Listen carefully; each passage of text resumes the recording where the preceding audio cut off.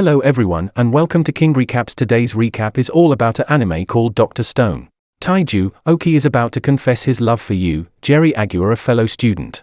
After 5 years of unhealthy obsession, suddenly a green light turns every human on the planet into stone and nature takes control. 3,700 years later, Taiju was able to free himself from his captivity.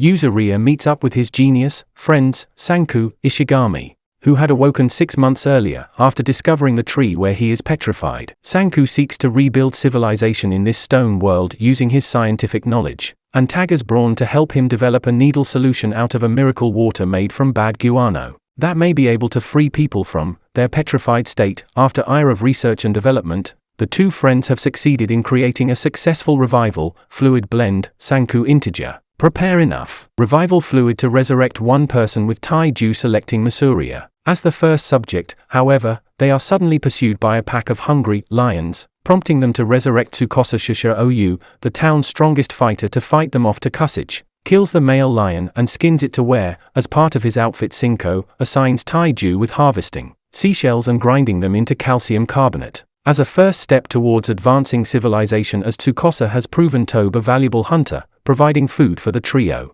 Tsukasa, on the other hand, tells Cinco that he plans to murder petrified adults in order to create a world free of corrupt adults, which goes against Sanku's ideals of reviving everyone. Cinco's and Tsukasa a way to find the source of the revival fluid, while he and Taiju prepare a batch of rival fluid to finally revive Yuzuri, essential when the others set up for her cone in search of scientific weapons to stop Tsukasa's murder spree, with Yuzuriya finding the great Buddha of Kamakura to serve as a landmark. Sink, who is given the ability to make gunpowder after the trio arrives in a volcanic hot spring following Sanku's successful batch of gunpowder, which Taiju inadvertently sets ablaze. The group notices a different source of smoke in the distance, flying that there are other survivors. Cinco decides to light the gunpowder even more to use as a smoke signal, prompting Tsukasa to track him down and kidnap Yuzuriya in order to get the recipe for the revival fluid. Cinco, who recalls how he developed his love of science and became friends with Taiju.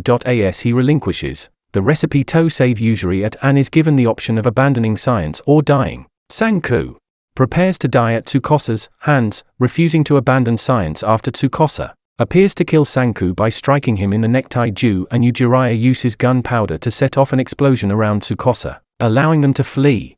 Recognizing that Cinco would not simply sacrifice himself, Taiju and Yuzuriya discover a spot of petrification on his neck, allowing them to heal the fatal injury. By converting the petrification back to healthy flesh using the revival fluid. Meanwhile, a flashback depicts Cinco's first steps out of his petrification in the tools he needed to survive. The flashback continues to show how Cinco tracked down Taiju and said about on petrifying him. Cinco, who is successfully revived in the present thanks to the revival fluid, which makes him curious about the fluid's regenerative properties. Cinco accomplishes this by sending Taiju and Yuzuriya as spies into Tsukasa's army while he searches for new allies. Meanwhile, a mysterious girl named Kohaku tries to attack Tsukasa, but she is trapped under a tree by Tsukasa, who then proceeds to the miraculous water cave. Sanku discovers Kohaku after Tsukasa has left and uses his science knowledge to construct a block and tackle to lift the tree off of Kohaku. Sanku is returned to her village by Kohaku, or he needs guards Kinro and Jinro as well as a sorcerer named Chrome. Despite the fact that Chrome's sorcery fails to demonstrate his superiority, Cinco, who recognizes Chrome's sorcery as the primitive beginning of the stone world's first scientific discovery. Cinco, who is so impressed with Chrome's progress on his own that he appoints him as his apprentice. Cinco tells Chrome about the world that existed 3,700 years ago, and decides to help him develop an antibiotic to save Kohaku's sickly sister, Rory. After learning that Chrome became a sorcerer to help Kohaku's sickly sister Rory, Senkaku and Chrome were aided in their search for the ingredients needed to make an antibiotic by another villager named Swa. The gang sent Aka to gather information on what the villagers want because they need more manpower to turn iron sand into iron. Cinco, who discovers that food is a common theme among the villagers' desires and uses foxtail millet to make ramen to win them over. Jean C. Jury, a revived magician from Sanctus Time, would been sent by Tsukasa to confirm Cinco's death, but claims he will instead give a false report. Approaches the gang while they are eating ramen. Cinco takes advantage of a sudden thunderstorm to transform the successfully completed iron into powerful magnets, while Jean uses his street magic to ward off a violent villager named Magma. The gang uses the magnets to construct a power generator which they persuade Kenro and Jinro to operate, resulting in the light bulbs. Jin is suddenly attacked by a mysterious assailant while recalling the time he was first revived by Tsukasa, barely surviving, thanks to fake blood bags he had protected himself with. When Kohaku discovers that the perpetrator was Magma, who mistakenly believed that Gen was the sorcerer rather than Sanku, he reveals that Magma did so in order to win the Grand Bouta tournament that Kohaku had previously defeated to prevent him from marrying Rory and becoming village elder. Gen gives a false report to Tsukasa after Sanku promises to make him a bottle of cola as Kohaku in Ro and Jinro train for the Grand Bout. Sanku produces glass from quartz, and which he uses to make glasses for Tsuzuku, who was nearsighted. Chrome hires Kasuki, a skilled craftsman who can quickly adapt to the unfamiliar substance, because he likes the skills required to glass blow usable lab utensil. Cinco offers to make Jinro a silver spear as part of a dangerous mission to break in their new lab. Cinco's silver spear turns out to be a sensor for detecting poisonous gases emitted by a pool of sulfuric acid, which they require for the antibiotic. Sanku offers to teach Chrome everything he knows about science on the off chance that he dies, but Chrome declines, preferring instead to use a tag team approach. Pro nearly falls into the pool while gathering the acid with special gas masks, but is saved by Jinro, who overcomes his fear and assists the duo in obtaining a bottle of the acid. Sink, you and the others start making their antibiotics other components. Once they have their base ingredients, Anchor joins the others in the Grand Bob, which offers alcohol to the winner in order to complete the remaining elements.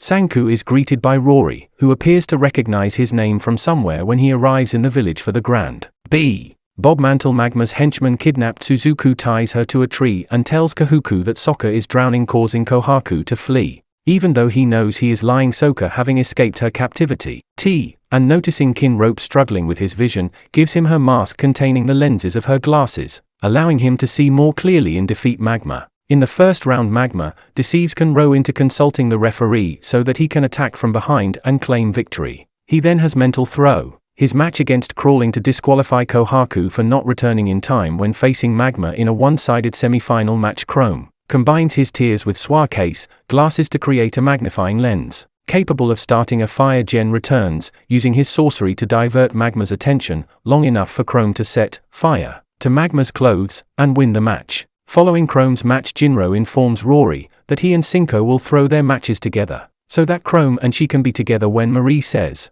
she will not pick a side and will marry whoever wins. Jin Royce, determined to defeat Sanku and become the new chief, which everyone fears. Cinco uses Chrome's weapon to hedge in Rose groins to win the match just before Chrome passes out after fleeing from Jinro. Sanku has declared Marie's husband as a result of Chrome passing out before the final match, but he divorces her. As soon as he obtains the alcohol, he requires the gang finally finishes their sulfur drug and gives it to Rory after working all night.